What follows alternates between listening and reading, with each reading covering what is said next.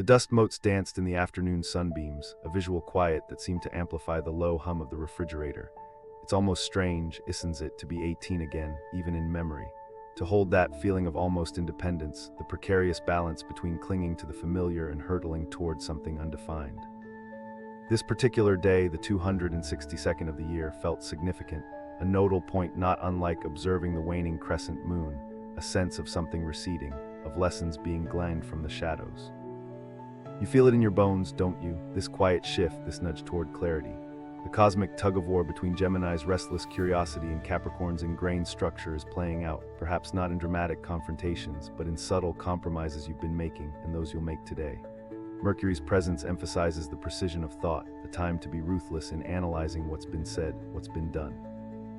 Venus, however, is a sweet counterpoint, not about extravagance, but about finding delight in the smallest details. That perfect cup of tea, the way the light catches the leaves of a houseplant, the comforting weight of a familiar book. Your recent conversation, the one confided only yesterday, sits heavy. It wasn't a demand, not a request even, but a confession. A vulnerability offered, a trust extended. Now it's radiating a faint heat. The accuser within, influenced by Uranus' opposing presence, whispers that something isn't right. Not necessarily malicious, not overtly unfair, but incomplete. It requires your attention. It doesn't scream for justice. It simply insists on honesty.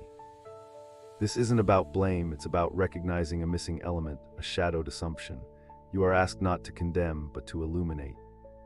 At work, or what constitutes work at this stage of your life, it won't be a day of accolades or breakthroughs.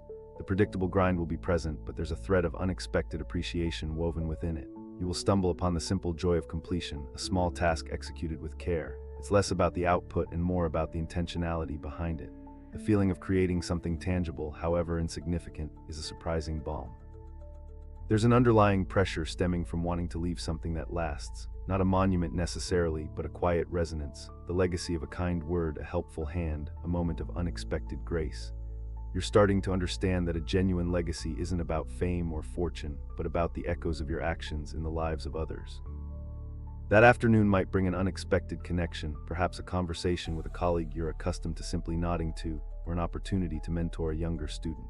It will be a chance to impart wisdom, however modest, and discover something new about yourself in the process. It's a moment to acknowledge the subtle patterns you're creating, the small acts of generosity that ripple outward, influencing the lives around you. There's a quiet power in recognizing these connections and embracing them. Pluto's influence urges introspection, but not self-criticism. It's an examination of your core values, a reminder that true power lies not in control, but in authenticity. A desire might arise to step away, to create boundaries. Don't fight it. Embrace the quiet spaces that allow for reflection and renewal. Allow the gentle pull toward simplicity to guide you.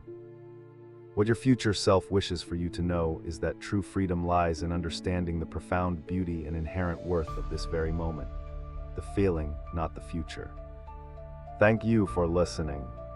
If you like what I do, please consider to leave a like or even subscribe.